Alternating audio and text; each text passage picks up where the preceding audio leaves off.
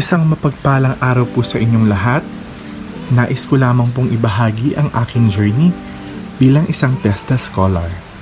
Isa po ako sa mga mapapalad na nakapag-enroll bilang first batch sa Food and Beverages Services NC2 sa Worldling Institute for Technical Studies dito sa Arayat.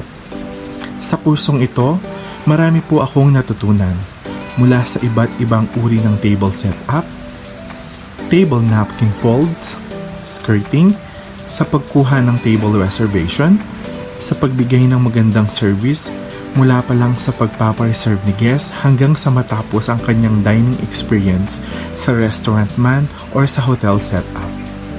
Lahat ng ito ay naituro po sa amin ng aming magaling na guro na si Ma'am Arzel Cortez.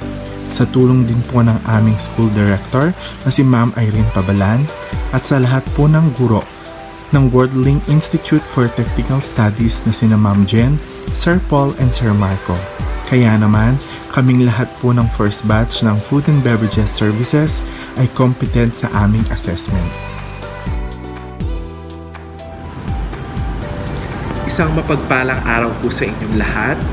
Ako po si Ray Calano at isa po ako sa mga mapapalad na nabigyan po ng tsansang upang makapag-aral ng Food and Beverages Services sa Worldling Institute Arayat sa tulong po ng TESDA. Ngayon, ako po ay nagtatrabaho bilang isang operations manager dito po sa Ramen Bar sa San Fernando. Sa course na ito ay marami po akong natutunan at ngayon, naa-apply ko po ito sa aking trabaho. Kaya naman po, nais ko lamang po muling magpasalamat sa Worldling Institute Arayat at sa TESDA Pampanga.